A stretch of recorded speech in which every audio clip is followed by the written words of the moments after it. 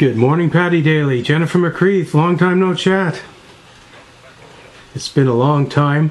Some of your older listeners may remember me as a former candidate who has run in all three jurisdictions and lost.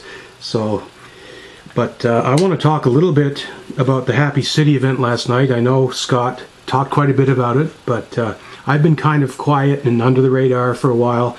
I went out last night, and I must say it was an amazing event. 9 out of the 12 at-large candidates were there, about 150 people in the audience. The biggest thing I kept hearing was we need more collaboration. We've got the provincial government doing one thing, the city's doing another. We've got a lot of great grassroots organizations. Everyone's kind of in their own silo and trying to build solutions to everything. And especially now that we're going to have a provincial election call, it's going to be tough to keep the spotlight on some of this municipal stuff. And I think, sure, it's great to have social media, but you really want to know what these candidates are all about. You got to get talking to them in person. We can't knock on everybody's doors, but when there's an opportunity to engage the candidates, this is an excellent way to do it. Come out to the Happy City. I only knew 1 out of the 9 candidates. I met them all. I had great chats with them all. They all have amazing different ideas to bring to the table. But after the event, the candidates were all mingling and chatting with each other. And there were even candidates from other wards that were there that were also curious. I mean, we need to have better communication and engagement among each other as political candidates, but as people as well. I also want to throw in, the only media that was there last night was the Muse newspaper from Mon. I really, really, really wish that some of the bigger news outlets would pay a little bit more attention to this, because it's so important, because municipal issues hit home. We're talking about issues that affect everybody.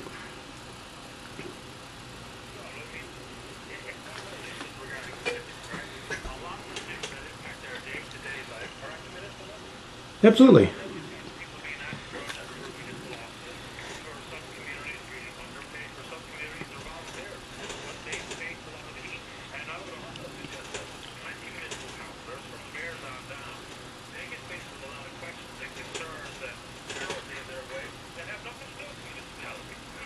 Absolutely.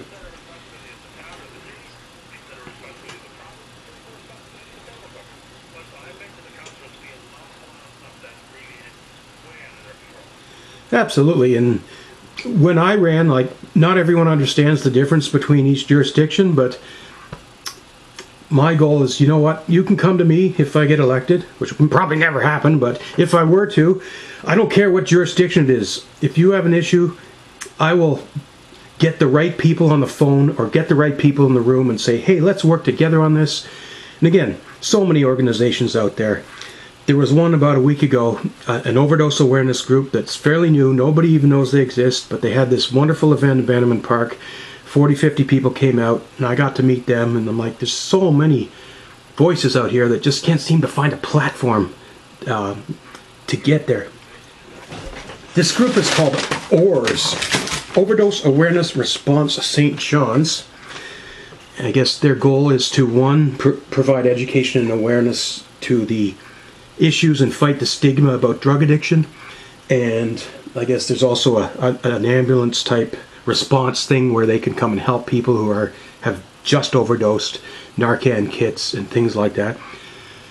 I wasn't going to talk about this, but I publicly came out at that event as a drug addict, but not necessarily your prototypical drug addict. My journey with drugs started with pharmaceuticals. Doctors, family doctors, psychiatrists, you name it. I've been seeing them all. I've had trouble sleeping, and they give me these prescriptions to sleep. And you read the fine print for short-term use only, but guess what? 15, 20 years later, I still can't sleep properly. I'm taking sleeping pills, and I actually found out the hard way when I ran out of one of them that I can't sleep without the med. So I am chemically addicted to a sleeping pill, and I am trying to get myself off that pill. So not every drug addict is going to fit this nasty stereotype that we have out there. And I want, I guess, to tie into my second topic. Full disclosure, I've been helping Bianca Lono with her campaign for deputy mayor. One thing I learned from Bianca is, I guess, the truth about some of these charities, such as the Gathering Place and Bridges to Hope, which is one she volunteers for. the type of people that are using these, like there's no stigma, and there's always people complaining, oh, those are just for people who are going to be menace to society. Well, that's not true. And you give people a little bit of help, you raise the education and awareness about the wants and needs of a lot of these people. Like, heck, we all have ups and downs. Some of us get kicked down pretty hard. Sometimes we need a little boost to kind of get back on our feet. And it's just, again, communication. There's organizations, there's experts. So often city council or the provincial government will go behind closed doors and make all these great decisions that they think are going to help everyone when they haven't actually engaged the people who are on the ground dealing with this thing. Great to have a chat with you. Bye-bye. Shit.